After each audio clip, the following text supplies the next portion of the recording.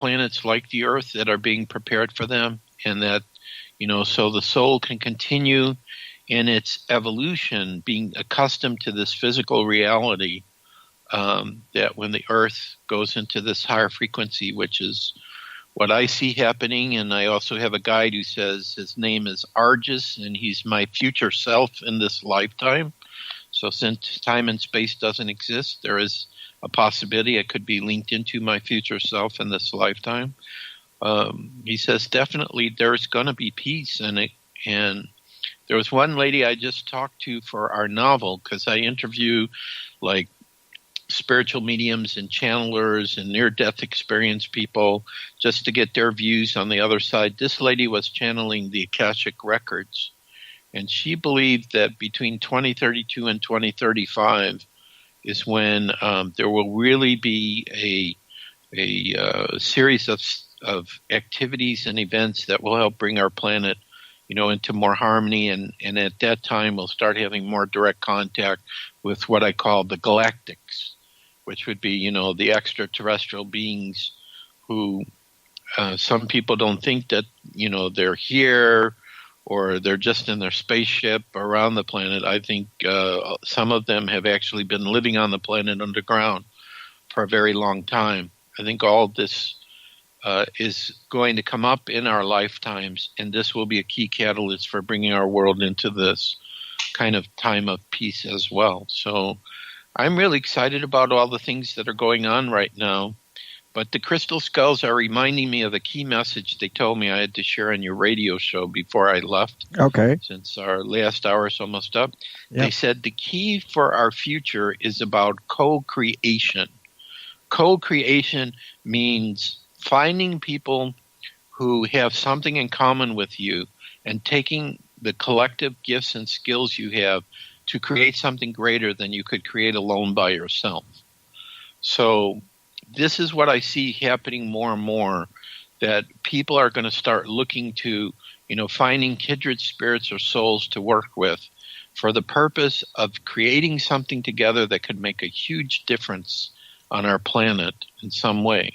Whether it's a great piece of art or a program, to help a certain group or help children or whatever it is.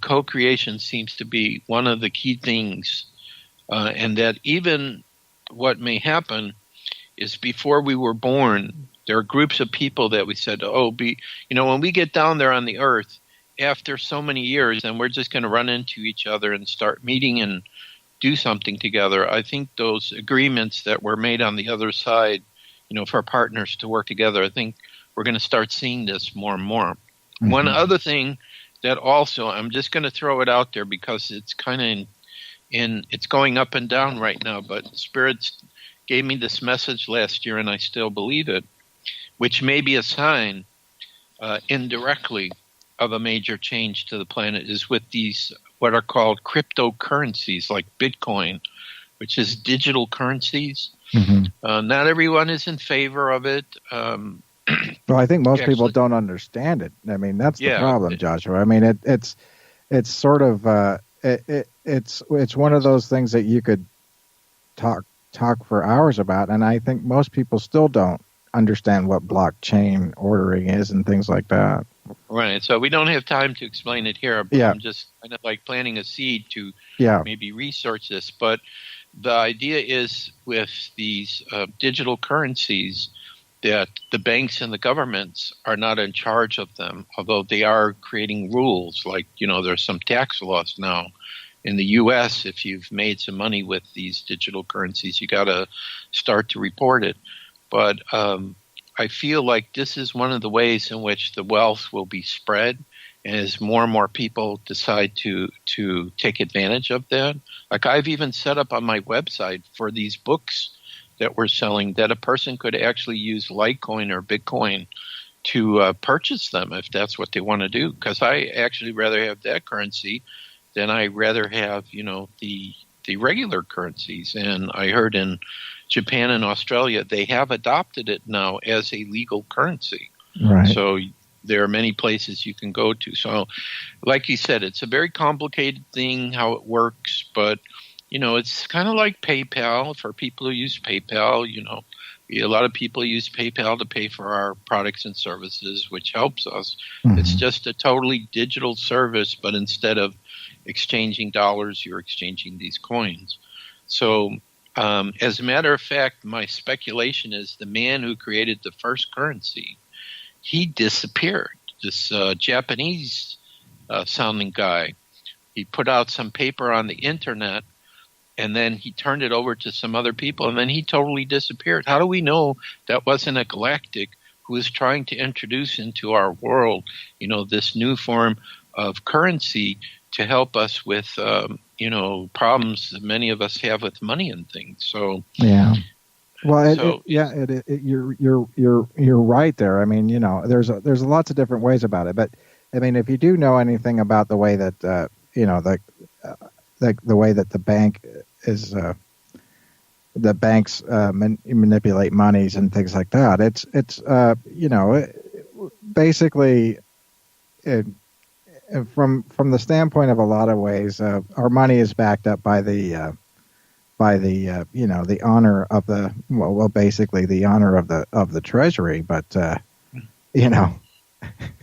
there's at certain points in time, you don't know how that's going to end up. So I mean, it's not backed on the gold standard or anything like that. A lot of people think that, but it's not. And basically, if the Fed wanted to devalue the money, to a certain degree, they could just print more of it. I mean, that's what certain countries do now. I mean, right. You can see China does that all the time with the yuan and things like that, where they can manipulate the currency levels to get around certain things. So, you're a smart man for bringing that up. But yeah. So one more time, let's go through the different types of things that people can do to contact you. Now you've got your you do have a presence on Facebook, and you also have your website, which go ahead and repeat that. Yeah, cse.crystalskullexplorers.com, or our email is crystalskullexplorers@gmail.com. And Facebook, I don't remember what it is, but I'm sure if you look up Joshua Shapiro and see pictures of me with a crystal skull, that's the right guy. Because we do a lot of sharing on Facebook. I also use LinkedIn sometimes too. And one other thing I want to mention before we end here, on the 13th of every month at the 13th hour, so sometimes it's not appropriate because people are working, right? We do a world peace meditation with the crystal skulls. So anybody can join us. We have Katrina leads people through a meditation, guided meditation, through an audio MP3 file on the webpage. And if you can't do it on that day, you can always do it before and send the energy forward. And we've been doing that meditation since 2009, basically. So I think every time we perform it, so we're doing it like 13 times each year, it's building up a very powerful energy that builds on top of what we've been doing the years before. So people are very welcome. And on Facebook, we always put out an announcement when the next meditation comes up to remind people. So that's another activity. Or if any of your listeners also, maybe in your area, you might like to set up a Crystal Skull event or whatever, again, feel free to contact us. I think in the fall we might be going to Cleveland. Now we're based out of Atlanta, and we're looking to go to Florida at the end of next month. Actually, it's already next month for us now. It's July 1st here. We're always open for that. Personal sharing is very powerful. Another thing I've been using too, which people could also contact us through, is Skype, like what we're doing on the radio show. I've done our private consultations, intuitive consultations with people through Skype, and I've also done classes where I physically could not go to the location. I think I did it for Vancouver one time, it was Victoria one time, and another place in Holland, where they literally set up a screen with me on Skype, and I could do my presentation, show my slides, and then I could see the person asking me questions. So there's a lot of different ways if people are interested in maybe having presentations on these materials we're talking about, that we could work together for that. Or also we've also co-created Crystal Skull conferences, to bring a lot of teachers together. Mm-hmm. So I'm always open to looking at different possibilities. And as an Aries, part of my joy in life is coming up with new situations. So if anyone has any ideas, let us know. Well, I have to say, you're the youngest 62-year-old I've heard, and the fact that you are an early adopter of a lot of different things. And I think that's fascinating, Joshua, because a lot of people, talking about doing presentations on Skype and using those different types of things and talking about Bitcoin and stuff like that, you don't really hear that so much. And so it is interesting that you're on the forefront of all that.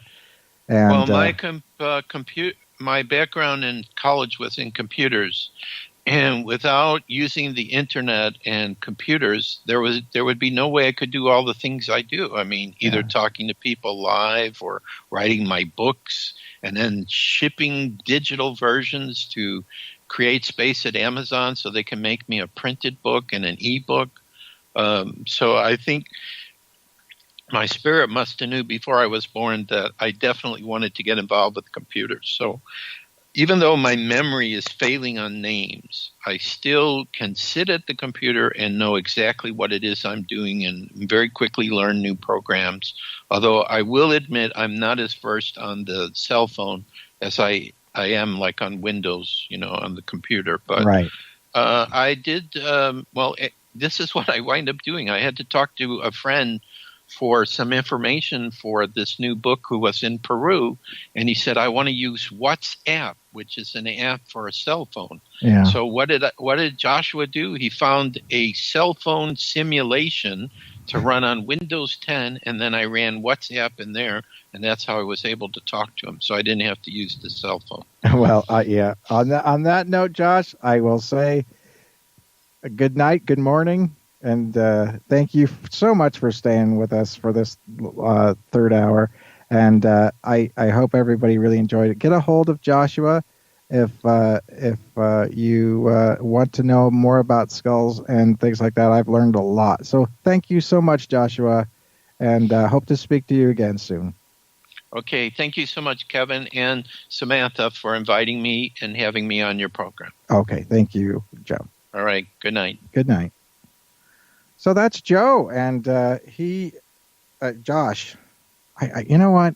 He makes me, because he started talking about the Indigo Children, like Joe Hauser, I wanted to call him Joe, but it's Joshua. It's Joshua. So thank you for joining me on a Saturday night at Night Dreams Talk Radio, and the show's just about to end. I do want to say, please tune in tomorrow night for Michael W. Hall, the paranormal lawyer.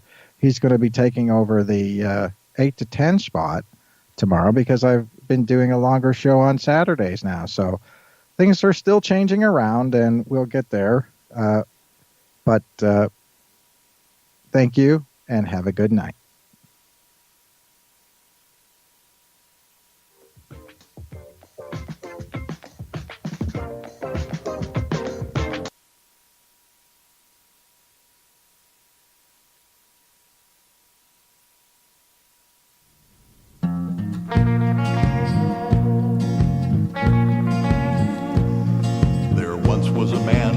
Some land in eastern Washington, and on his land this man he had a deep dark hole upon. People came from miles around to throw their trash down in to see how deep the hole was and listen for its end. Then one day, that fateful day, they forced Mel off his land. They paid him off and sent him off down under with a plan. boarded up